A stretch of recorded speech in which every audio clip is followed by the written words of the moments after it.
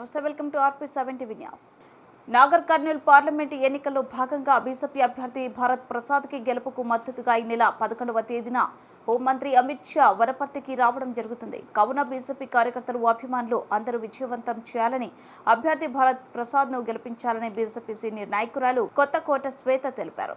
మన పార్లమెంట్ అభ్యర్థి నాగర్ కర్నూల్ పార్లమెంట్ అభ్యర్థి భరత్ ప్రసాద్ గారిని ఆశీర్వదించడానికి రేపు 11వ తారీఖు మన హోంమంత్రి అమిత్ షా గారు మన వనపర్తి కేంద్రానికి రావడం జరుగుతుంది. కావున మన పెద్దమందలి మండల కేంద్రం నుంచి పెద్ద ఎత్తున అందరూ హాజరై సభను విజయవంతం చేసి ఇంకా మన పార్లమెంట్ అభ్యర్థి భరత్ ప్రసాద్ గారిని గెలిపించడానికి మన వంతు కృషి చేద్దాం. మన పార్లమెంట్ అభ్యర్థికి ఈసారి 3వ నంబర్ వచ్చింది. సో మనం ఈసారి 3వ నంబర్ కమలం పువ్వు గుర్తు మీద ఓటేస్తే మన ప్రధానమంత్రి గారు 3వసారి నరేంద్ర మోడీ గారు మళ్ళీ ప్రధాని అవుతారు. సో అందుకని తప్పకుండా అందరూ వచ్చి మన పార్టీ అభ్యర్థిని బలపరిచి అమిత్ షా యొక్క సభను విజయవంతం చేయాలని కోరుకుంటున్నాను. జై బీజేపీ.